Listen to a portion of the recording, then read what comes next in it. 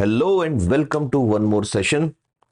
तो पिछली बार हमने बात की थी नर जनन तंत्र, मतलब मेल रिप्रोडक्टिव सिस्टम जो होता है उसकी हमने बेसिक एनाटॉमी की बात हमने की थी। यहाँ पर एनाटॉमी वर्ड की बजाय मैं ये कहूँगा कि इंट्रोडक्शन देखा था, क्योंकि एनाटॉमी जब मैं बोलता हूँ तो बड़ा वास्ट सब्जेक्ट आ जाता है। आज हम बात करने वाले हैं फीमेल रिप्रोडक्टिव सिस्टम के बारे में।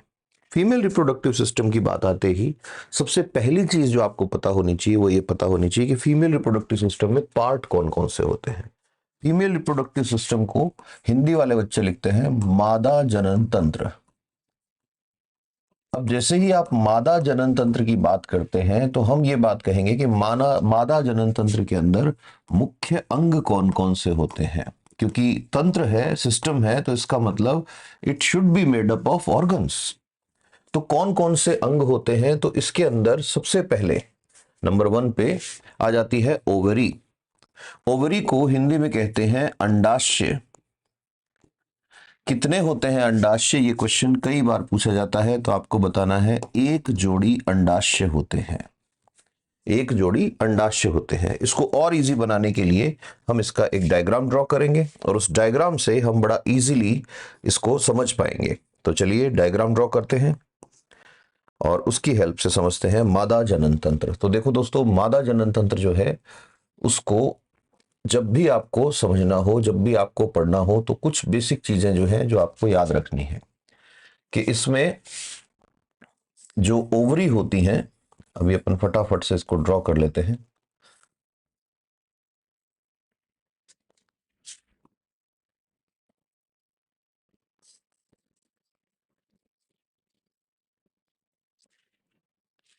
ये जो मैंने बनाया है अभी बताता हूं कि क्या है, पहले आउटलाइन बना लेते हैं इसकी।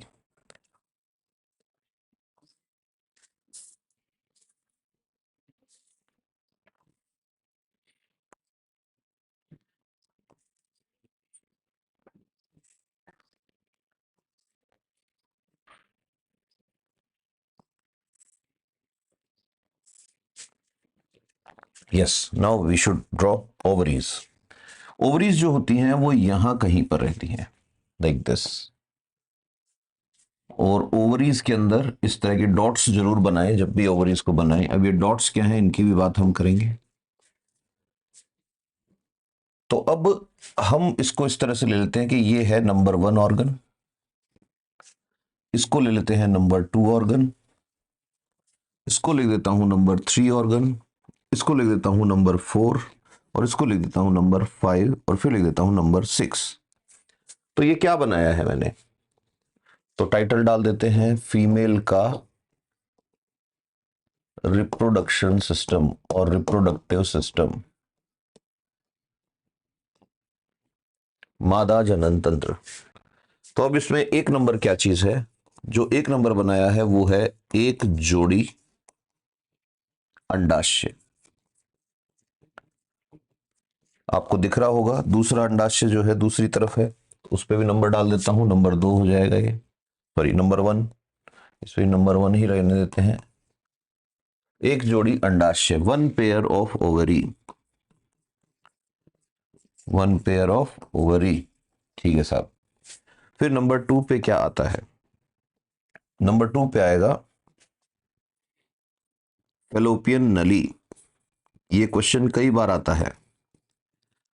फेलोपियन नली, फेलोपियन नली जो है इसको कहते हैं अंडवाहिनी। अंडवाहिनी, अगर आप देखेंगे तो यहां पर भी हमने बात की है फेलोपियन ट्यूब की। तो फेलोपियन ट्यूब को हिंदी में भी कई बार क्या बोल देते हैं, फेलोपियन नली ही बोल देते हैं। फिर भी हम इंग्लिश में भी लिख दे फेलोपियन ट्यूब। अब अगर आप देखेंगे तो फेलोपियन ट्यूब्स जो हैं वो भी एक जोड़ी हैं, ये भी 1 पेयर है। तो 1 पेयर, यहां 2 नंबर लिखा है तो यहां भी लिख देते हैं नंबर 2, क्योंकि ये भी इसी का पार्ट है कि ठीक है एक जोड़ी है एक जोड़ी है। लेकिन जैसे ही आप नंबर 3 पे जाएंगे तो नंबर 3 पे सबसे इंपॉर्टेंट ऑर्गन है जिसको कहते हैं यूट्रस। यूट्रस मतलब गर्भाशय। अब यूट्रस या गर्भाशय की बात जब आप करेंगे तब आपको कहना है कि सिर्फ एक है ये, यहां पर 1 पेयर नहीं है, 1 यूट्रस। फिर 4 नंबर क्या है, सॉरी,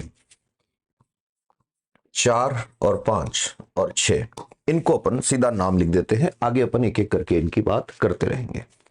4 नंबर पे जो है दैट इज सर्विक्स। सर्विक्स को हिंदी में कहते हैं गर्भाशय ग्रीवा। गर्भाशय ग्रीवा जो है ये भी एक ही होती है क्योंकि गर्भाशय एक है। 5वें नंबर पे है वेजाइना। वेजाइना को हिंदी में कह देते हैं योनि, ये भी एक ही होगी। और 6ठे नंबर पे फिर हमने जो लगाया है वो है एक्सटर्नल जेनाइटल पार्ट्स। अब एक्सटर्नल जेनाइटल पार्ट्स में क्या क्या आएगा? एक्सटर्नल का मतलब बाह्य, बाहरी जननांग। एक्सटर्नल ऑर्गन्स जितने भी हैं वो सारे के सारे इसमें आ जाएंगे। बाहरी जननांगों को अलग से अपन बात करेंगे। तो ये हमें मोटा मोटा सा ये अंदाजा हो गया, ये पता लग गया कि मादा का जो जनन तंत्र है उसमें कौन कौन से ऑर्गन्स रहते हैं। तो अब अगर हमसे कोई पूछे कि मादा का जनन तंत्र है उसमें प्राथमिक जननांग कौन सा है, प्राइमरी जो ऑर्गन है वो कौन सा है, तब ऐसी बात आते ही आपको, अच्छा यहां ये सारे लिखे हुए हैं, so don't worry about this. वही 1 number, 2 number, 3 number, 4 number, 5 and number 6, इन्हीं सबको हमने ड्रॉ किया है आगे अगली स्लाइड पे। तो अब इन सब में से आपसे क्वेश्चन पूछे कि प्राइमरी ऑर्गन कौन सा है, तो बेहिचक आपको आंसर याद रखना है कि यही प्राइमरी ऑर्गन है। प्राइमरी ऑर्गन, प्राइमरी ऑर्गन मैंने बताया था जब मेल पढ़ा था तब भी हमने बात की थी। प्राइमरी ऑर्गन कहते हैं प्राथमिक जननांग। तो अब आपसे कोई पूछ ले कि भाई महिला जो होती है, फीमेल जो होती है, उसमें प्राइमरी ऑर्गन या प्राथमिक जननांग कौन सा होता है, आपको आंख बंद करके आंसर करके आना है कि साहब महिला में प्राथमिक जननांग अगर आप पूछेंगे तो ओवरी होती है, अंडाशय होता है। अब हम एक एक करके चलते हैं, इन सारे ऑर्गन्स को देखते हैं। तो सबसे पहला सवाल तो ये आता है कि ये ओवरी जो है यहाँ पे बड़े अच्छे से दिख रही हैं, ये ओवरी जुड़ती कैसी होंगी कि भाई ये हवा में तो नहीं रह सकती, अंडाशय की बात करनी है ना। तो हम अंडाशय की बात करते टाइम, ये फीमेल का डायग्राम है, एनसीईआरटी से लिया हुआ जो डायग्राम है वो वाला डायग्राम है यहाँ पर। तो अब आपको याद रखना है सबसे पहले कि ओवरी जो है ये जुड़ी हुई कैसे रहेंगी। तो ओवरी या अंडाशय, ओवरी या अंडाशय। तो सबसे पहला प्रश्न जो आपसे पूछा जा सकता है वो ये पूछा जा सकता है कि भाई ओवरी जो है, ओवरी का साइज क्या होगा, एक बात। दूसरी बात आपसे पूछ सकता है कि जो ओवरी हैं वो जुड़ी हुई कैसे रहेंगी। तीसरी बात मैंने बताई दी कि फीमेल जो है उसका प्राइमरी ऑर्गन है। तो पहली बात, एक जोड़ी होती है, 1 पेयर ऑफ ओवरी होती है इन हेल्दी फीमेल। अब ऐसी फीमेल है कोई जिसके पास ओवरी नहीं है तो उसको हम उसमें नहीं लेंगे, वो फिर वो कुछ अलग कंडीशन हो गई उनकी, ठीक है। दूसरी बात, ओवरी जो है ये कैसा ऑर्गन है, तो आपको कहना है ओवरी तो प्राइमरी ऑर्गन है। प्राइमरी का मतलब प्राथमिक जननांग है। तीसरी बात, फिर उसके बाद में वो अब आएगा साइज पे कि आकार क्या होता है। तो अप्रोक्सीमेटली 1.5 सेंटीमीटर इंटू 3 सेंटीमीटर ये इसका साइज होता है। तो अगर आप देखेंगे तो ऑलमोस्ट उसी तरह का ही है जैसा टेस्टिस था। फिर चौथे नंबर पे पूछ सकता है शेप कैसी होती है। तो शेप में आपको वही कहना है कि अंडाकार शेप होती है। अंडाकार शेप का मतलब वही ओवल शेप होती है, ठीक है। तो इसका मतलब ये हुआ कि क्वेश्चन पूछ लिया जाए कि मेल में टेस्टिस, तो बताओ फीमेल में कौन। ये क्वेश्चन आपसे पूछ लिया जाए कि मेल के अंदर जो काम टेस्टिस करता है वो काम फीमेल में कौन करेगा। तो हमें ध्यान है कि टेस्टिस जो है वो मेल का प्राइमरी ऑर्गन है, प्राइमरी सेक्स ऑर्गन। तो यहां फीमेल में प्राइमरी सेक्स ऑर्गन आएगा तो सीधा सीधा इसका आंसर क्या आएगा, ओवरी। कि मेल में जो काम टेस्टिस करता है वो काम फीमेल में ओवरी करती है। कौन सा काम है जिसकी वजह से हम इसको प्राइमरी सेक्स ऑर्गन कह रहे हैं, वो काम क्या है। तो अगली चीज पे उसी पे जा रहे हैं, फंक्शन। काम क्या है भाई, तो फंक्शन बहुत ही काम का है, काम है ओवम। ओवम को हिंदी में कहते हैं अंडाणु बनाना। अंडाणु बनाना। अब देखो हिंदी वाले बच्चे तो कभी कंफ्यूज नहीं होंगे इसमें। इंग्लिश वालों को एक बात ध्यान रखना है कि दो वर्ड लिख देते हैं, कई बार लिख देते हैं ओवा, कई बार लिख देते हैं ओवम। तो आपसे जब कभी क्वेश्चन में लिखे तो हमें कंफ्यूज नहीं होना है। बच्चे बात ध्यान से सुनना, ओवा और ओवम दोनों सेम चीज है। अगर आपसे पूछे ओवम तो आपको बोलना है एक अंडाणु को ओवम कहते हैं, ठीक है। और अगर आपसे पूछ ले ओवा तो आपको क्या कहना है, बहुत सारे अंडाणु जो होते हैं उनको ओवा कह देते हैं, ठीक है। यानी कि ओवा तो हो गया प्लूरल और ओवम हो गया सिंगुलर, है ना। तो जब भी कभी बात आए कि इसका काम क्या है ओवरी का, तो आपको कहना है ओवरी बनाएगी ओवम। तो इधर हमने पढ़ा था टेस्टिस का काम क्या था, टेस्टिस बनाएगा स्पर्म। ये स्पर्म बनाता है और वो क्या बनाती है, ओवम बनाती है। स्पर्म को हिंदी वाले बच्चे पता ही होगा कि शुक्राणु बोलते हैं। स्पर्म को क्या बोलते हैं बेटा, शुक्राणु बोलते हैं। अब यहीं पर एक चीज याद रखना कि जैसे ही आप बात कर रहे हो ओवरी की, जैसे ही आप बात कर रहे हो स्पर्म की, जैसे ही आप बात कर रहे हो टेस्टिस की, तो आपको ये पता होगा कि हमारी बॉडी में जो सेल्स होती हैं बेटा, सेल्स दो तरह की होती हैं। सेल्स दो तरह की होती हैं। एक होती है बेटा सोमेटिक सेल्स, ये क्वेश्चन बहुत काम का है, सोमेटिक सेल्स। और दूसरी होती है बेटा germ cells. Germ sales, somatic cells जो होती है बेटा, इनको हिंदी में कहते हैं कायिक कोशिकाएं। कायिक कोशिकाएं, हमारी बॉडी की सेल्स ज्यादातर कौन सी होती हैं, कायिक कोशिकाएं। अभी बताता हूं क्या फर्क होता है।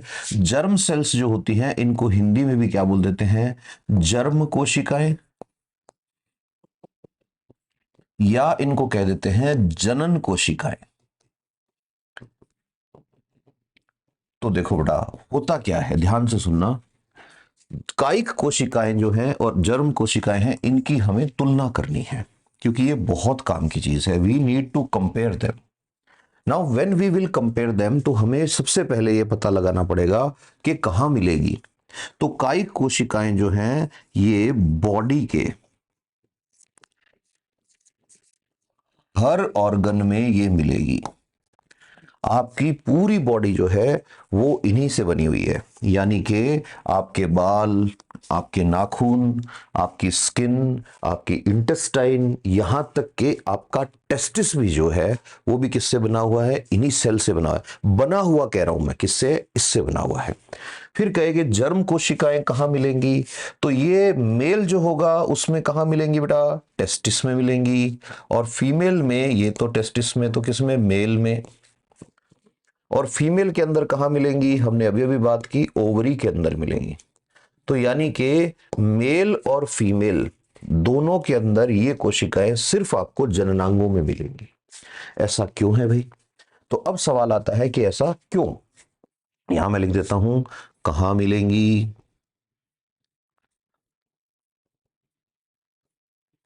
यहां लिख रहा हूं कि इनका काम क्या है भाई, कार्य क्या है, इनका फंक्शन क्या है, किस लिए इनको कुदरत ने बनाया।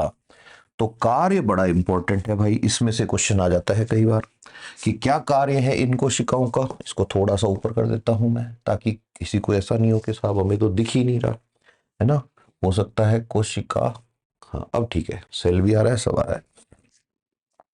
कार्य क्या है, इनका कार्य है शरीर का निर्माण करना, ग्रोथ इन्हीं में होती है, चोट भी यही ठीक करती है, चोट ठीक करना, इंजरी जो होती है ना वो भी यही ठीक करेगी। फिर उसके बाद में जर्म सेल्स का काम क्या है, ध्यान से सुनना। इनका काम है नेक्स्ट जनरेशन में, नेक्स्ट जनरेशन में कैरेक्टर्स को ले जाना।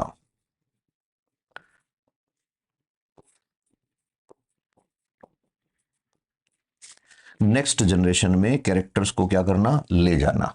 कैरेक्टर्स को ले जाना का मतलब क्या है, तो इसको मैं ऐसे भी लिख सकता हूं, बच्चे पैदा करवाना, संतान, बच्चे या ऑफस्प्रिंग पैदा करवाना, ये इसी से होते हैं। फिर उसके बाद में एक और क्वेश्चन आता है, इनमें पूछ लेते हैं बेटा गुणसूत्र। गुणसूत्र मतलब क्रोमोसोम, कि क्रोमोसोम कितने होते हैं। तो आपसे जब भी पूछे क्रोमोसोम सोमेटिक सेल में, तो आपको बोलने हैं 46 क्रोमोसोम्स, 46 क्रोमोसोम्स। और यहां पूछे तो यहां सिर्फ बताने हैं 23 क्रोमोसोम्स। 23 क्रोमोसोम्स क्यों, तो उस टाइम आपको बताना है कि साहब 23 इसलिए होते हैं कि आगे जो बच्चा बनेगा उसमें भी तो होने चाहिए ना 46 ही। तो होगा क्या, मम्मी ने अपनी बॉडी में से बेस्ट 23 क्रोमोसोम्स एक पैकेट में डाल के रख दिए। उस पैकेट का नाम है क्या, ओवम।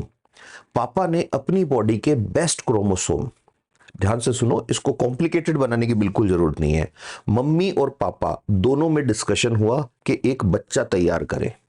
तो अब मम्मी ने अपनी पूरी बॉडी के जितने कैरेक्टर थे, जितने गुण थे, जितनी क्वालिटीज थी, उनमें से बेहतरीन क्वालिटीज छांटी और छांट के एक पैकेट में डाल दी।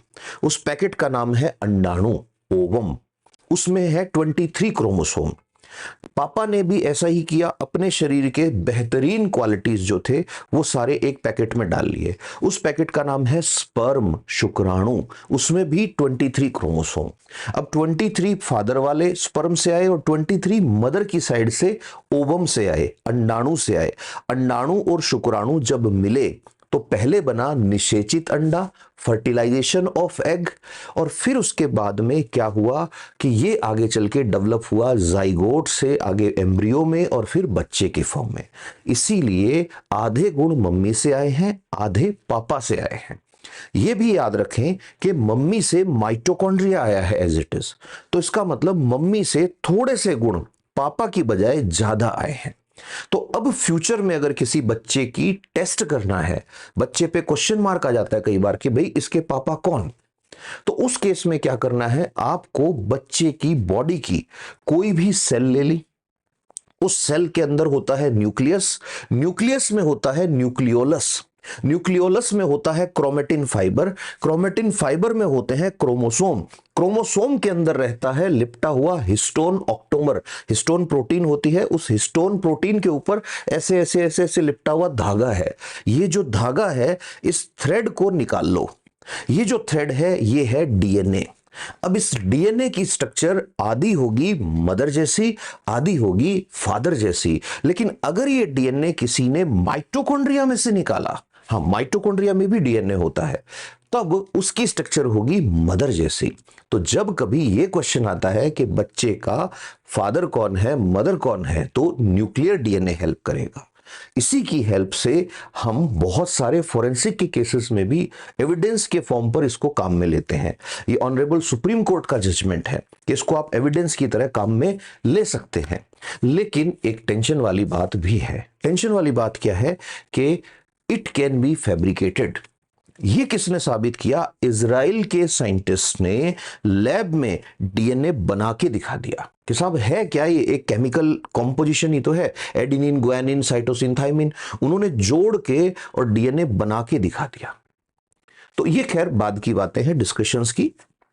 अभी हम इतनी बात समझ रहे हैं कि ठीक है, हमें यह पता लग गया कि दो तरह की सेल होती हैं, एक होती है सोमैटिक सेल, एक होती है जर्म सेल। तो जब भी मेरी बॉडी की किसी भी सेल की आप बात करोगे, हाथ की, नाक की, कान की, आप जो जिन आंखों से देख रहे हो वो भी, ये सारी की सारी कैसी सेल्स हैं, सोमैटिक सेल्स हैं, जिनसे हमारी काया बनी है। यहां तक के जननांग भी कौन सी कोशिकाओं से बने हैं। तो जननांग का क्वेश्चन भी आ जाए तो भी आपको कहना है कायिक कोशिकाओं से बने हैं। तो इसका मतलब मेरी बॉडी में दो तरह की सेल्स हैं, एक जिनसे मेरी बॉडी बनी है जिन्हें कहते हैं सोमैटिक सेल्स, दूसरी जो है germ cells. Germ cells male में शुक्राणु, स्पर्म, और फीमेल में अंडाणु या ओवम। तो अब आपको अगर किसी केस में जैसे कोई फैमिली में डायबिटीज है और वो ये नहीं चाहते कि उनके बच्चों में डायबिटीज जाए, तो उन्हें कौन सी सेल्स का ट्रीटमेंट करना पड़ेगा? तो उस केस में आपको बायोटेक्नोलॉजी में आंसर देना है जर्म सेल्स। तो उस टाइम जो जीन थेरेपी होगी वो जर्म सेल्स की जीन थेरेपी होगी। मतलब हम स्पर्म, ओवम या जाइगोट, इनमें से किसी एक स्टेज पे जाके हम जीन को चेंज करेंगे। तो हुआ क्या, चाइना के डॉक्टर जो थे जियानकुई साइंटिस्ट जो थे, उन्होंने यही किया। उन्होंने दो बच्ची तैयार की, लुलू और नाना, और उन्होंने ये इंश्योर किया कि भाई ये जो बच्चे हम बना रहे हैं इन बच्चों में एचआईवी नहीं होना चाहिए। और ये इंश्योर करते ही और उन्होंने बाकायदा ऐसे बच्चे बनाए। आगे अपन बात करेंगे इस पे डिटेल में कि भाई ये बच्चे कैसे बने, कैसे ये हुआ, कैसे इनको नहीं हुई बीमारी। तो यहां तक ये समझ आ गया होगा कि सोमेटिक सेल सारी की सारी। तो अब मैं लिख सकता हूं कि जर्म सेल्स दो तरह की होती हैं, एक होता है स्पर्म और एक होता है ओवम। जो स्पर्म है ये बनता है टेस्टिस में यानी कि वृषण में, और ओवम बनता है अंडाशय में यानी कि कहां पर, ओवरी में। तो हमें इसीलिए मैंने लिखा कि इसका फंक्शन क्या है, ओवम बनाना। तो अब इस क्वेश्चन को शायद आप कभी गलत नहीं होने दोगे। चलिए आगे बढ़ते हैं। हम ओवरी की बात कर रहे थे, हमने साइज की बात कर ली, ये सब कर लिया। अब सवाल आता है कि ओवरी जो है ये जुड़ी हुई कहां रहती हैं भाई, किस जगह पर ये कनेक्टेड रहती हैं बॉडी से, क्योंकि ये तो हवा में तो टंगी नहीं होगी। तो याद रखना फीमेल में जो ओवरी है ये ओवरी है, ठीक है। तो ओवरी तीन तरह से बंधी रहती है। ओवरीज यानी दोनों के दोनों अंडाशय जो हैं इनको तीन लिगामेंट को कहते हैं स्नायु, सपोर्ट करते हैं। एक, दो और तीन, कितने, तीन लिगामेंट जो हैं वो इसको सपोर्ट करते हैं। अब ये जो तीन लिगामेंट सपोर्ट करते हैं इनका काम क्या है, ओवरी को रोक के रखना। ये लिगामेंट जुड़े हुए कहां रहेंगे, ये लिगामेंट जुड़े रहते हैं बेटा गर्भाशय से, ये लिगामेंट जुड़े रहते हैं पेरिटोनियल कैविटी से, ये लिगामेंट जुड़े रहते हैं बाकी के ऑर्गन से। अब ये जो तीन लिगामेंट हैं इनके नाम जो हैं भले आप याद रखो या मत रखो, वैसे मेसोवेरियन होता है, ओवेरियन होता है, ब्रॉड लिगामेंट बोल देते हैं, सस्पेंसरी लिगामेंट बोल देते हैं। इतना डेप्थ में जाना नहीं है, लेकिन फिर भी तीन लिगामेंट सपोर्ट कर रहे हैं, ओवेरियन लिगामेंट,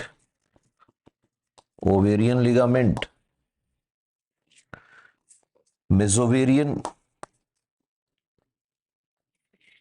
लिगामेंट, और तीसरे नंबर पर आ जाता है सस्पेंसरी लिगामेंट। तो ये इसको सपोर्ट करते हैं। लिगामेंट का मतलब होता है स्नायु। यहां आपको कंफ्यूज नहीं होना है। अगर जीके में क्वेश्चन आता है तो उस टाइम एक क्वेश्चन और आता है कि साहब लिगामेंट क्या करते हैं, लिगामेंट या स्नायु क्या करते हैं।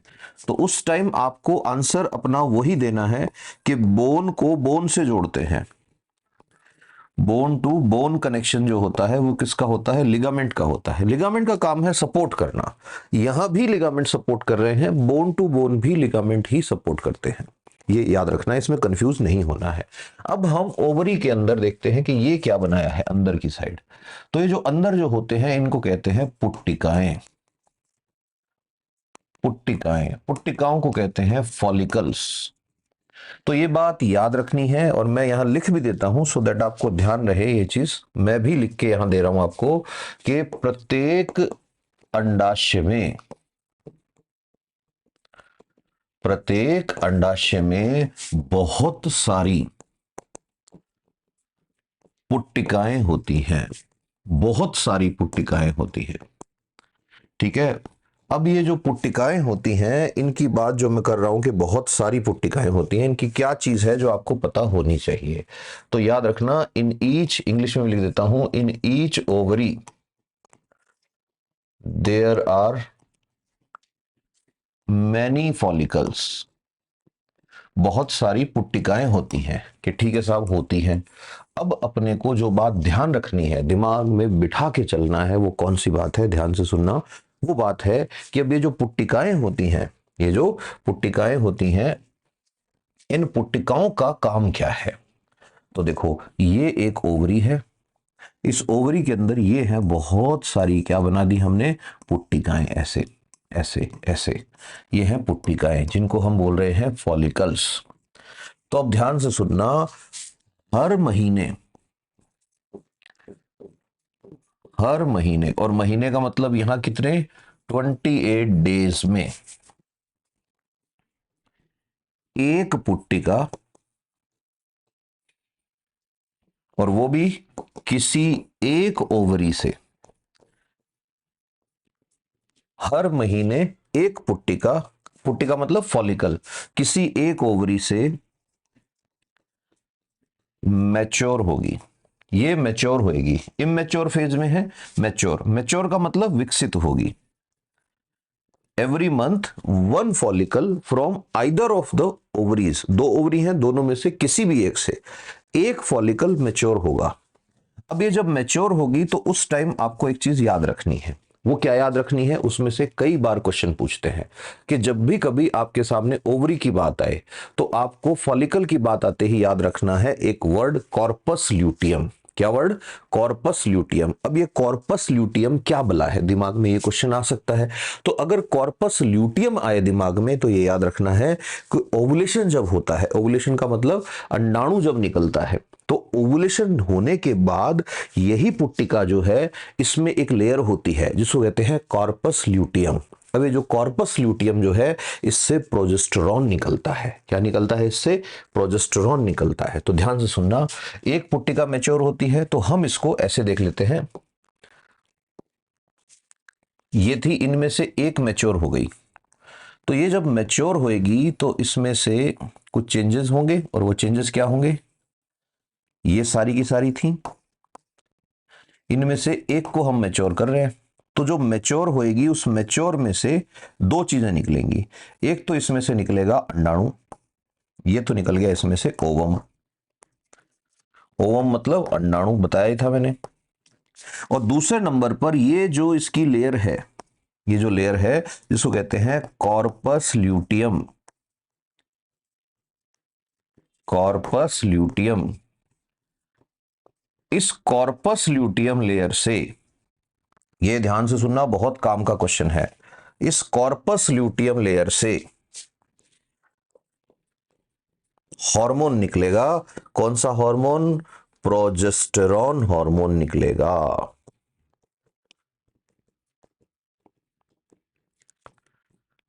प्रोजेस्टेरॉन हार्मोन निकलेगा।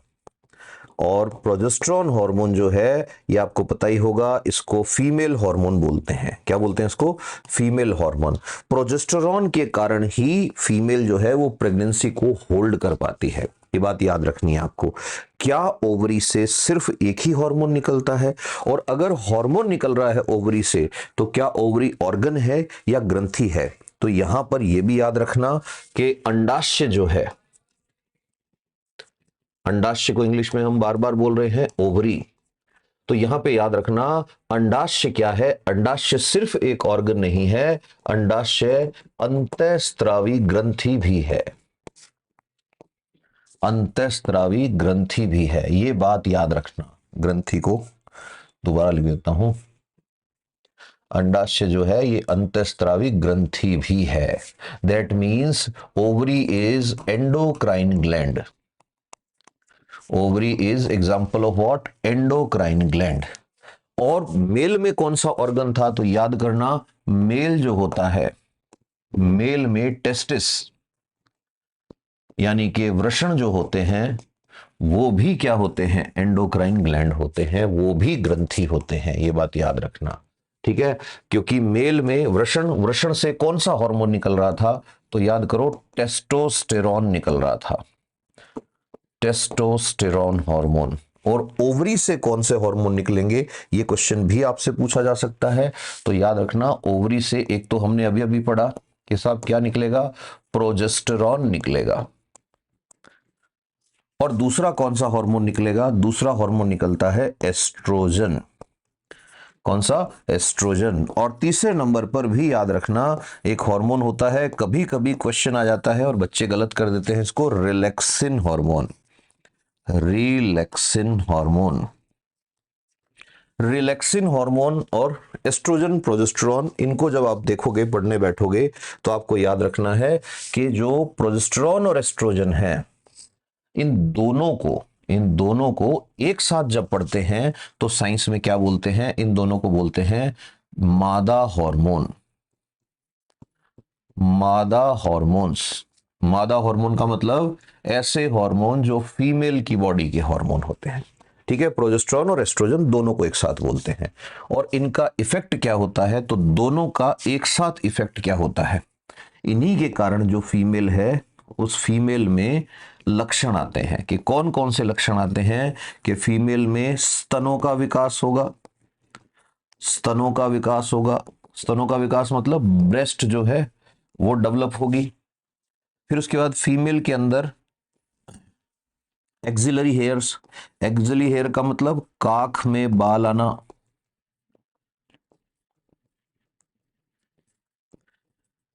फिर उसके बाद फीमेल के अंदर जननांगों पर बाल आएंगे। ठीक है, जिनको कहते हैं pubic hair. Pubic hair, pubic hair मतलब जननांग जो है वहां पर बाल आ जाएंगे। आवाज पतली होती है। ये सारे काम कौन करवाते हैं? ये दोनों हार्मोन कराते हैं। लेकिन अगर अलग अलग पूछे तो याद रखना, प्रोजेस्टेरॉन जो है इसका काम क्या है? प्रेगनेंसी में हेल्प करेगा ये। तो क्वेश्चन आ जाए गर्भ धारण का हार्मोन कौन सा होता है? तो क्या कहना है कि साहब गर्भ धारण का हार्मोन होता है कौन? प्रोजेस्टेरॉन। फिर उसके बाद ईस्ट्रोजन क्या करेगा? ईस्ट्रोजन दूसरे काम देखेगा, जैसे स्तनों का विकास है या बाल आना, इस तरह की चीजें देखता है। रिलैक्सिन एक बीच में लिख के छोड़ दिया, ये ऐसे देख रहा है हमारी तरफ कि भाई हमारी नहीं सुनोगे क्या, हम नहीं है क्या दुनिया में? तो रिलैक्सिन को भी नाराज नहीं करना है, याद रखना है ये कब हेल्प करेगा? ये प्रसव में सहायक है। प्रसव में सहायक। प्रसव में सहायक का मतलब जब बेबी बर्थ होता है, बेबी बर्थ में ये क्या करता है? हेल्प करता है। ये बात याद रखनी है। तो ओवरी जो है उनसे निकलने वाले हार्मोन भी हमने देख लिए, ओवरी की स्ट्रक्चर भी हमने देख ली। अब यहीं पर एक और चीज हमें देखनी है। वो क्या देखनी है? कई बार क्वेश्चन आ जाता है पीसीओडी, या इसको बोल देते हैं पीसीओएस। तो क्या चीज है पीसीओडी? पॉलीसिस्टिक ओवेरियन डिजीज, या एस से कर दो सिंड्रोम। पॉलीसिस्टिक ओवेरियन डिजीज या सिंड्रोम। अब ये क्या चीज है? तो जब भी क्वेश्चन पूछे पीसीओडी या पीसीओएस या फिर इस तरह का, तो आपको 3-4 बातें बतानी है। नंबर 1, ये फीमेल की डिजीज है, मेल में तो हो ही नहीं सकती क्योंकि ये ओवरी की है। नंबर 2, होगा क्या? जो ओवरी है, ओवरी में सिस्ट हो जाएंगी। सिस्ट क्या होती है? गांठें हो जाएंगी। ओवरी में गांठें हो जाएंगी। नंबर 3, आपसे वो पूछेगा सिम्टम। सिम्टम्स में क्या बताना है आपको? सिम्टम्स में बताना है कि जो फीमेल है, फीमेल का मेंस्ट्रुअल साइकिल जो है वो गड़बड़ हो जाएगा। जो फीमेल है उसको वेट गेन होगा। फिर उसके बाद बताना है कि जो फीमेल है उस फीमेल के हो सकता है दाढ़ी जैसे बाल आने शुरू हो जाए। बियर्ड होती है ना, दाढ़ी, दाढ़ी जैसे बाल आने शुरू हो जाए। और क्या होगा? आगे चल के हो सकता है फीमेल जो है उसके बॉडी में जो सिस्ट बनी, अंदर जो ओवरी में सिस्ट बनी, जैसे ये ओवरी है, ओवरी के अंदर क्या बन गई? कोई एक सिस्ट बन गई, ऐसे गांठ बन गई ऐसे। तो ओवरी में जो सिस्ट बनी, उस सिस्ट से नेल्स या हेयर उगने शुरू हो जाए। ये भी हो सकता है, नेल्स या हेयर उगने शुरू हो जाए, ये भी ध्यान रखना। अब हो क्या रहा है, हमारे एक जानकार हैं, उनके यहां बच्ची के पीसीओडी था, उसकी सर्जरी हुई। तो सर्जरी के अंदर उसकी ओवरी में से जब उसको निकाला, सिस्ट को, गांठ को निकाला, तो उसमें नाखून और बाल थे।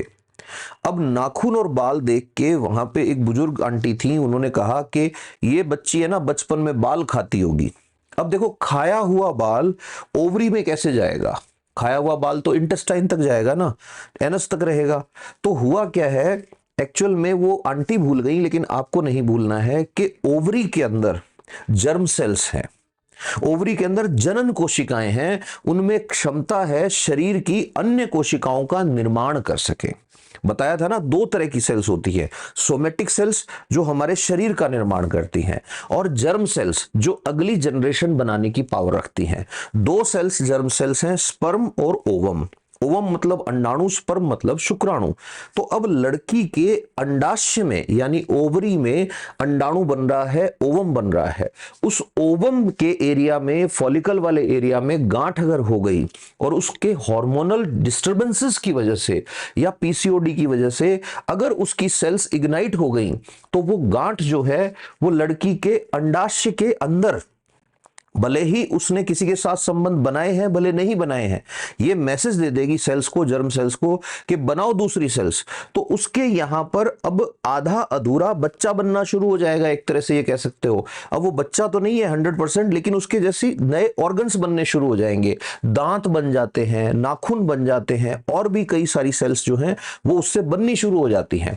तो पीसीओडी बहुत ही गंभीर समस्या की बात हो रही है यहां पर, ठीक है। अब ये बात हो गई आपकी, उसके बाद अगला आपसे क्वेश्चन पूछ सकता है कि भाई इसका ट्रीटमेंट क्या हो सकता है। तो ट्रीटमेंट में आपको बताना है कि साहब इसके ट्रीटमेंट में आपको मेडिसिन लेनी पड़ेगी बहुत सारी, और जरूरत पड़ी तो आप क्या कर सकते हो, सर्जरी से इसको रिमूव कर सकते हो। इससे ज्यादा तो वो क्या ही पूछेगा आपसे। ये बात हो गई किसकी, ओवरी की। यहां तक हमने देख लिया कि साहब ओवरीज होती है। अब आपको अगर याद हो, अच्छा हाँ एक चीज और याद रखना, ओवरी की लेयर्स का क्वेश्चन आ जाता है कई बार, तो याद रखना ओवरी जो होती है, ओवरी यानी अंडाशय, इस पर दो लेयर होती है, दो लेयर होती है ऐसे 1 और 2। अंदर इसके सब कुछ पड़ा है, इसका फॉलिकल्स पड़े हैं या जो भी है। कौन कौन सी हैं लेयर्स? तो जो बाहर की लेयर है इसको बोल देते हैं कॉर्टेक्स, अंदर की लेयर को कह देते हैं मेड्यूला। कॉर्टेक्स को हिंदी में भी कॉर्टेक्स लेयर कहते हैं, मेड्यूला को हिंदी में कई बार मेड्यूला कह देते हैं, कई बार मज्जा भी कह देते हैं इसको। आपको कॉर्टेक्स और ये याद रखना है, ये ज्यादा सही रहेगा कि दो लेयर होती हैं, एक होती है कॉर्टेक्स और एक होती है मेड्यूला। तो बाहर की लेयर कौन सी होती है कि साहब कॉर्टेक्स होती है, अंदर की लेयर कौन सी होती है, मेड्यूला लेयर जो होती है उसको अंदर की लेयर कहते हैं। अब अपन आगे चलते हैं, और अगला ऑर्गन जो है फीमेल के अंदर, हमने बात की थी फैलोपियन ट्यूब, तो हमने फोटो भी बनाया था। तो अगला कौन सा देखने वाले हम, फैलोपियन ट्यूब। अब देखो फैलोपियन ट्यूब जो है इसको हिंदी में क्या कहते हैं, इसका हिंदी में नाम है, ब्लैक कलर ले लेता हूं मैं, हाँ जी, हिंदी में इसका नाम है अंडवाहिनी। अंडवाहिनी, इसमें से सीधे सीधे 3 क्वेश्चन आते हैं, वो याद रखना, सीधे सीधे बता दूंगा मैं। अंडवाहिनी कितनी होती है, एक जोड़ी होती है, एक पेयर होता है। अंडवाहिनी की लेंथ कितनी होती है, 10 से 12 सेंटीमीटर लेंथ होती है, 10 से 12 सेंटीमीटर लेंथ होती है। अंडवाहिनी में पार्ट कितने होते हैं, तो 3 पार्ट होते हैं, 3 पार्ट्स, 3 भाग होते हैं। ध्यान से सुनना, इनमें से क्वेश्चन आ जाता है। पहला पार्ट कौन सा है, यहां लिखा हुआ भी है देखो, number 1 infundibulum, number 2 ampulla, number 3 isthmus. इनमें से क्वेश्चन आते हैं भाई, ध्यान से सुनना। पहला पार्ट कौन सा है, इनफंडिबुलम, इनफंडिबुलम। दूसरा कौन सा है, एम्पुला। इसका क्वेश्चन बहुत एग्जाम में आया हुआ है, एम्पुला का क्यों आया अभी बताता हूं, एम्पुला। और तीसरा कौन सा है, इस्थमस। तो देखो जो इस्थमस है इसको हिंदी में अगर ढूंढोगे इसका ट्रांसलेशन, तो इसका ट्रांसलेशन आपको मिलेगा संकीर्ण पथ,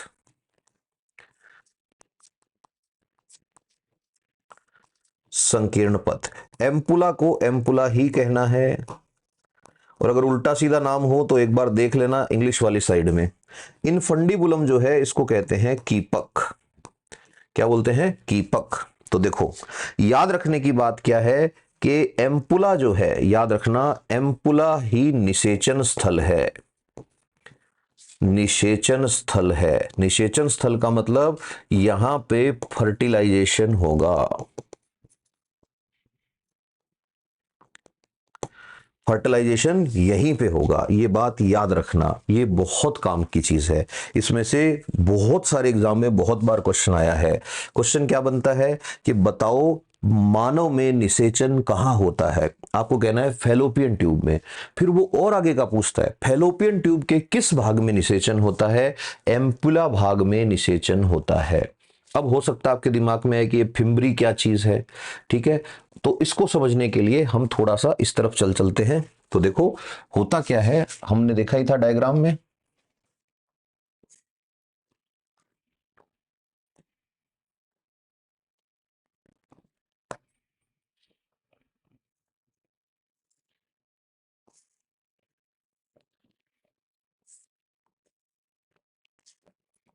एक साइड का ही बना लेते हैं एक बार।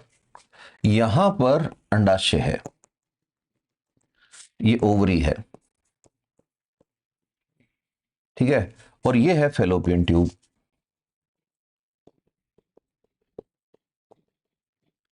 तो अब होगा क्या कि ये जो फैलोपियन ट्यूब है, इस फैलोपियन ट्यूब के यहां पर कोने पर ऐसे निकले हुए, ऐसे ऐसे ऐसे ऐसे ऐसे बहुत सारे ऐसे झालर जैसी स्ट्रक्चर्स है। तो ये जो ओवरी है, इस ओवरी में से हर महीने एक अंडा ऐसे निकलता है, ऐसे ऐसे आ गया, ये टक करके बाहर आ गया ये। तो ये क्या है, ओवम है। तो ये जो पार्ट बना हुआ है, इस पार्ट को फिम्ब्रिया कहते हैं। वैसे तो फिम्ब्रिया, हिंदी में इसको कहते हैं झल्लरी। झल्लरी, झल्लरी। तो ये फिम्ब्रिया या झल्लरी है, इसका काम क्या है तो याद रखना, ये ओवम को पकड़ के फैलोपियन ट्यूब में ले जाएगा। तो it will drag the ovum into the fallopian tube. तो यहां से ऐसे जाएगी ये फैलोपियन ट्यूब के अंदर, और ये पहुंच गया यहां पे। ये झल्लरी का काम है। और एक बात याद रखना, झल्लरी क्या चीज है, this is part of infundibulum. मतलब ये किसका पार्ट है, कीपक का पार्ट है। तो होता क्या है, फीमेल में ऐसे करके ये जो झल्लरी है ना, ये ऐसे करके मूव करती रहती है ऐसे।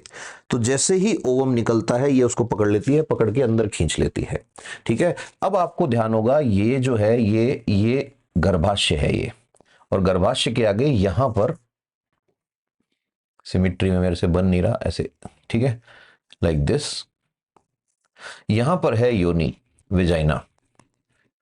तो होगा क्या, जिस टाइम मेल फीमेल के साथ रिलेशन बनाएगा, तो उस टाइम यहां तक स्पर्म आएंगे, यहां तक, ये स्पर्म है, स्पर्म। स्पर्म मतलब शुक्राणु। तो अब जो स्पर्म या शुक्राणु है, ये चलते हुए ऊपर आएंगे ऐसे ऐसे ऐसे। अब आगे रास्ता इधर आ रहा है ऐसे, इधर से ये आ रहा है इधर ऐसे। तो यहां ये पहुंचेगा और इधर से स्पर्म पहुंचेगा, और ये दोनों जब मिलेंगे तब होगा निषेचन। निषेचन मतलब फर्टिलाइजेशन। तो कई बार क्वेश्चन पूछते हैं कि फर्टिलाइजेशन या निषेचन कहां होता है, तो आपको याद रखना है एम्प्यूला पार्ट में होगा। कहां होगा, एम्प्यूला पार्ट में। अब ये निषेचन हुआ एम्प्यूला पार्ट में। निषेचन होने के बाद होना ये चाहिए, और जो कि होता भी है 99% केसेस के अंदर, कि ये जो है, अब ये निषेचित अंडा है, फर्टिलाइज्ड एग है। फर्टिलाइज्ड एग अब इधर चलना शुरू करेगा और जाके गर्भाशय में चिपक जाएगा और बेबी में बदल जाएगा। लेकिन कुछ केसेस में होगा क्या, यही फैलोपियन ट्यूब में ही फर्टिलाइजेशन हुआ और फैलोपियन ट्यूब में ही इम्प्लांटेशन हो गया। मतलब जो भ्रूण था, मतलब जो जाइगोट था, वो यहीं चिपक गया फैलोपियन ट्यूब में। अब ये औरत की जान लेने वाली कंडीशन हो जाती है। इसका सिर्फ नाम याद रखना है आपको एग्जाम के पॉइंट ऑफ व्यू से, इसको बोल देते हैं एक्टोपिक प्रेगनेंसी।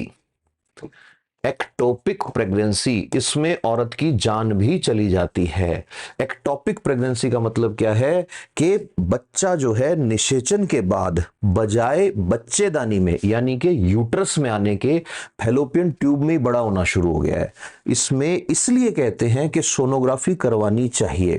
प्रेगनेंसी के पहले महीने में कम से कम एक सोनोग्राफी, उसके बाद हर 2-2 3-3 महीने में, ये कंजूसी महंगी नहीं पड़ जाए कहीं पे, हर 2-2 3-3 महीने में एक सोनोग्राफी करानी है। और सोनोग्राफी कोई एक्सरे की तरह, उसमें से कोई हार्मफुल रेडिएशन नहीं निकल रहा, ऐसी साउंड वेव्स हैं जिनको आप सुन भी नहीं सकते। तो जैसे चमगादड़, अगर चमगादड़ के उड़ने से आप पे कोई साइड इफेक्ट होता है तो ये मान के चलो वही साइड इफेक्ट सोनोग्राफी से होता होगा। तो ऐसा कुछ नहीं है, सोनोग्राफी का कोई साइड इफेक्ट नहीं है, ये याद रखना ऐसा कोई, ठीक है। तो अब ये जो है इसको एक्टोपिक प्रेगनेंसी, तो एक्टोपिक प्रेगनेंसी क्या है, जब फैलोपियन नली में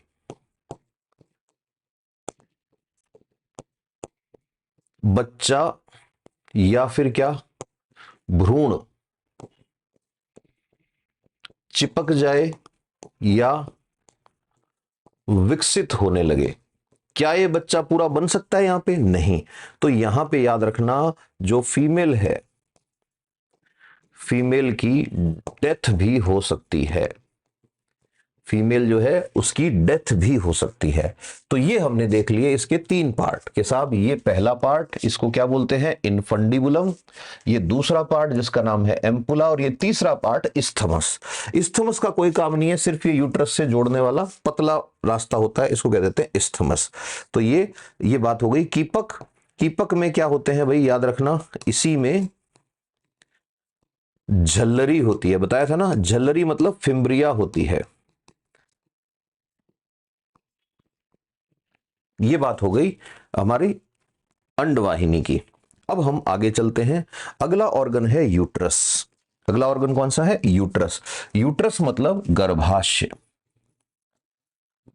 गर्भाशय, गर्भाशय के क्वेश्चन कई बार आ जाते हैं।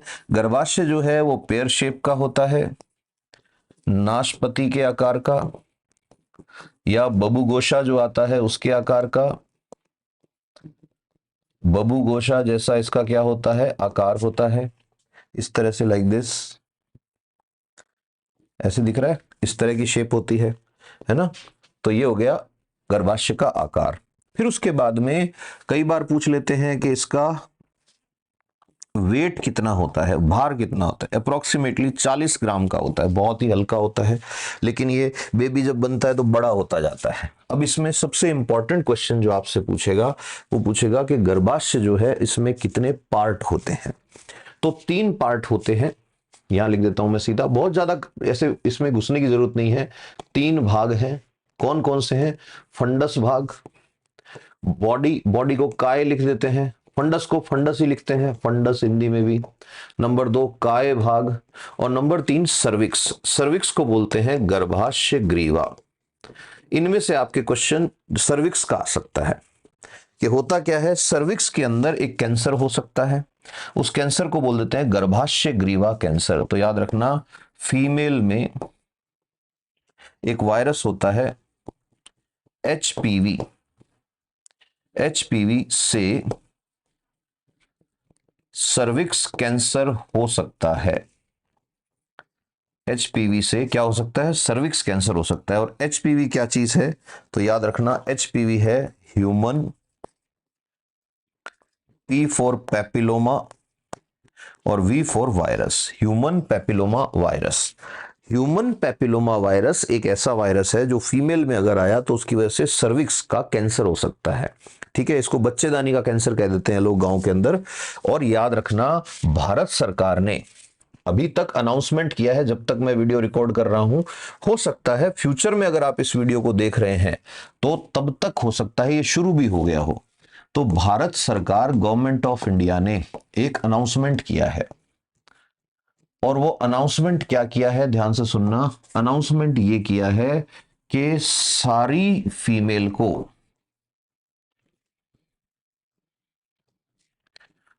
फ्री में एचएसवी की क्या लगाएंगे? वैक्सीन लगाई जाएगी। ये मैं अब बोल रहा हूं तब तक तो है अनाउंसमेंट, और अगर आप देख रहे हो उस टाइम तक अगर ये आ चुकी है स्कीम तो अपडेट कर लेना, हालांकि मैं भी कोशिश करूंगा अपडेट करने की। लेकिन यहां से एक चीज तय हो गई, एचएसवी लगातार खबरों में है। तो एचएसवी का पूरा नाम क्या है? यस, सॉरी, एचपीवी, मैंने एचएसवी लिख दिया। HPV, HPV human papilloma virus. HSV तो अलग होता है, human papilloma virus, human papilloma virus. Human papilloma virus से क्या हो जाता है? कैंसर हो जाता है ना। फिर उसके बाद एक क्वेश्चन और पूछ लेते हैं। वो क्वेश्चन क्या पूछेंगे? वो क्वेश्चन आपसे सर्विक्स की बात मैंने बताई दी आपको, है ना। हाँ, यहां पे एक बात और याद रखना, ये भी क्वेश्चन आता है कई बार कि गर्भाशय जो होता है उसमें 3 परत होती हैं। गर्भाशय जो होता है उसमें 3 परत होती हैं, 3 लेयर होती हैं। कौन कौन सी लेयर होती हैं? एक होती है एंडोमेट्रियम, इधर डायग्राम में है शायद, मैं वहीं पे बता देता हूं आपको फटाफट से। एनसीईआरटी वाला डायग्राम जो हमने लिया है ना, इसमें है ये 3 लेयर है, एंडोमेट्रियम, मायोमेट्रियम, पेरीमेट्रियम। ये सबसे बाहर की लेयर है, ये बीच की लेयर है, और ये सबसे अंदर की लेयर है। ये किसकी लेयर है? गर्भाशय की 3 परतें हैं, 3 लेयर्स ऑफ यूट्रस, 1 2 3। अब ये जो एंडोमेट्रियम, मायोमेट्रियम, पेरीमेट्रियम 3 लेयर हैं, इन तीनों लेयर में से क्वेश्चन आता है। क्या क्वेश्चन आता है उस पे मैं अभी बात करता हूं। तो चलो आगे चलते हैं, इस पे आते हैं। यहां तक हम चल रहे थे, भारत सरकार की योजना की बात हो गई थी। अब देखो भाई, ये बात आपने याद रखनी है क्या, कि यूट्रस जो है, यूट्रस में 3 लेयर हैं। ज्यादा डेप्थ में अपन जा नहीं रहे हैं, अपने को सिर्फ उतना पढ़ना है जितना एक एग्जाम के पॉइंट ऑफ व्यू से पता होना चाहिए। अदरवाइज देखो, इसके ऊपर तो लोग 3-3 साल पढ़ लेते हैं एमबीबीएस के बाद, और फिर भी वो कहते हैं नहीं अभी तो मैं क्या करने जा रहा हूं कि साहब अभी मैं पोस्ट पीजी करने जा रहा हूं।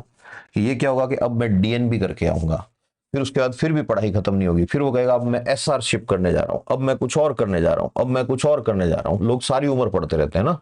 देखो, सबसे पहले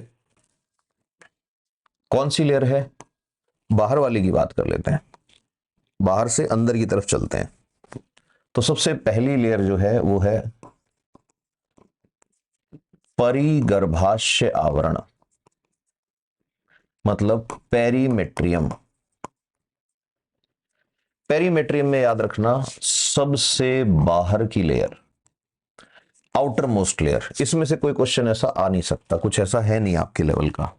फिर दूसरी लेयर जो है, इसका क्वेश्चन आता है मायोमेट्रियम। अब देखो, मायो मायो मैंने बताया था कि मायो जहां भी आएगा वो होगा मसल से रिलेटेड। अब अगर यहां देखोगे तो इस जगह भी इन्होंने इसको मस्कुलर बनाया है, डायग्राम में भी क्या किया इन्होंने? मस्कुलर बनाया है। तो मायोमेट्रियम, तो मायोमेट्रियम जो होता है इसके लिए याद रखना, ये बीच की लेयर होती है मायोमेट्रियम। मायोमेट्रियम मांसपेशी वाली परत है। मांसपेशी वाली परत का मतलब इसके अंदर मसल होती है, मस्कुलर लेयर है ये। एक बात, दूसरी बात याद रखना, इसमें से क्वेश्चन आता है, जो बात मैं अभी बता रहा हूं कि होता क्या है जब प्रेगनेंसी का टर्म पूरा हो जाता है। ये एक फीमेल है जो प्रेग्नेंट है,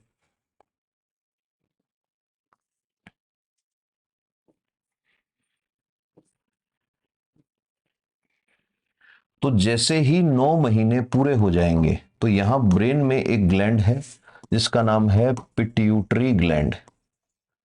ये क्वेश्चन आता है भाई कई बार, पिट्यूटरी ग्लैंड।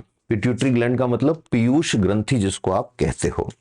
तो पिट्यूटरी ग्लैंड या पीयूष ग्रंथि, ये अपन आगे भी बात करेंगे, अभी एक बार यहां जिक्र आया तो सुन लेते हुए, है ना। पिट्यूटरी ग्लैंड का पीछे वाला भाग जो है, पीछे वाला भाग जिसको कहते हैं पश्च पीयूष, पश्च पीयूष, कई बार इसको बोल देते हैं न्यूरोहाइपोफाइसिस, न्यूरोहाइपोफाइसिस,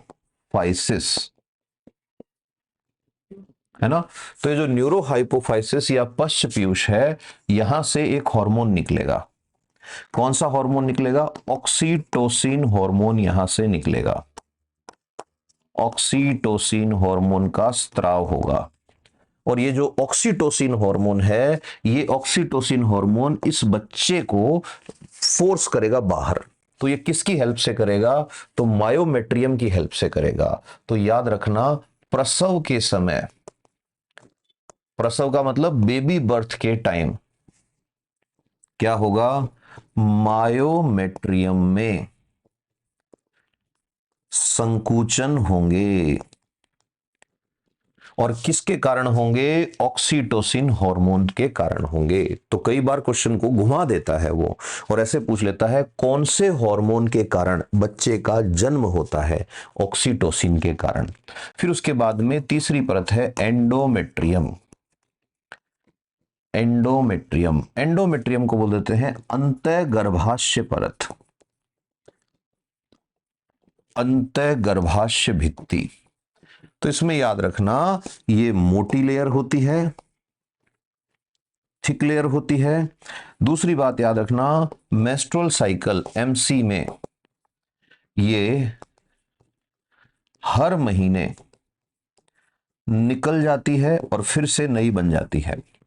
एक और बात याद रखना, बच्चा इसी लेयर से जुड़ता है, बच्चा इसी लेयर से जुड़ता है। बेबी जो है वो इसी लेयर से जुड़ता है, इसी परत से आकर के बच्चा जुड़ता है। ठीक है, ये बात हो गई किसकी? यूट्रस या गर्भाशय की। अब हम आगे चलते हैं, इसके बाद तो कुछ ज्यादा है नहीं। ठीक है, यूट्रस की परतें हमने देख ली, ये देख लिया। अच्छा, एक और क्वेश्चन आ जाता है कई बार, ठीक है, कि बच्चा जो है कई बार पैदा नहीं हो रहा बच्चा, तो बच्चा उल्टा अगर होता है तो उस कंडीशन को कहते हैं baby breach.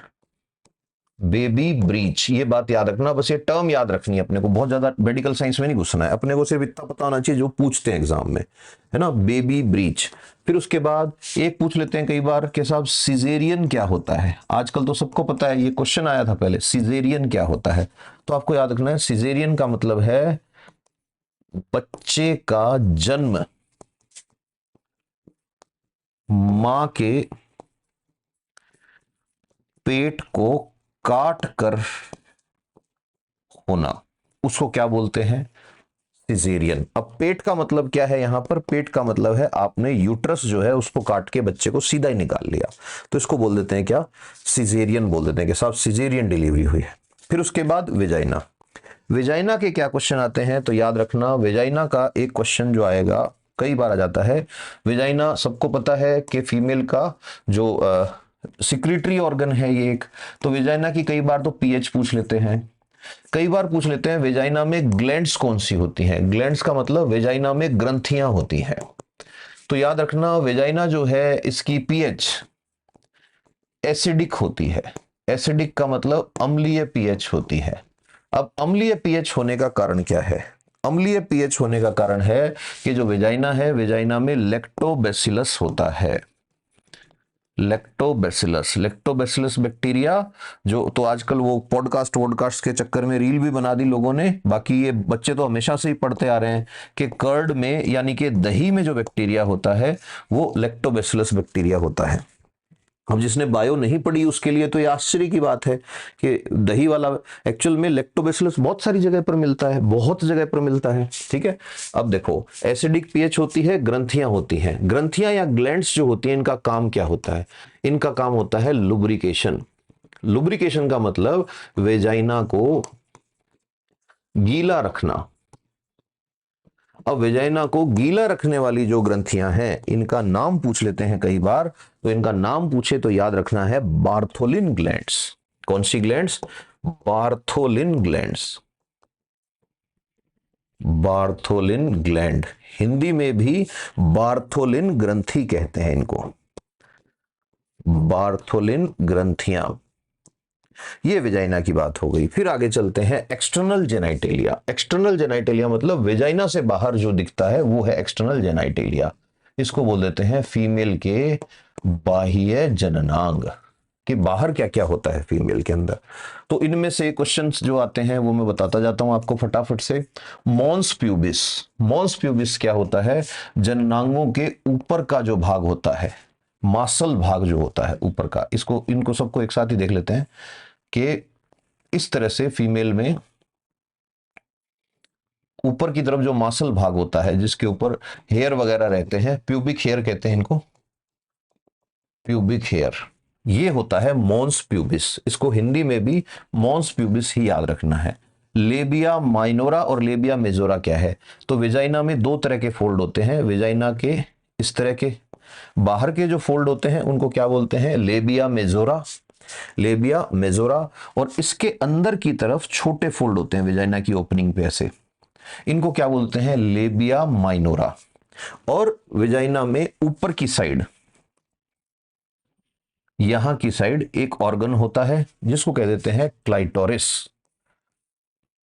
This is clitoris. तो याद रखना क्लाइटोरिस जो होता है ये, इसको भगशिष्ण भी कह देते हैं। ये क्या चीज है? ये फीमेल का सबसे अधिक सेंसिटिव ऑर्गन है। फीमेल बॉडी जो होती है उसका सबसे सेंसिटिव ऑर्गन क्या होता है? क्लाइटोरिस होता है। तो ये हमने देख लिया मादा जनन तंत्र। बाकी की बातें अगली क्लास में करेंगे। Thank you, God bless you, love you all.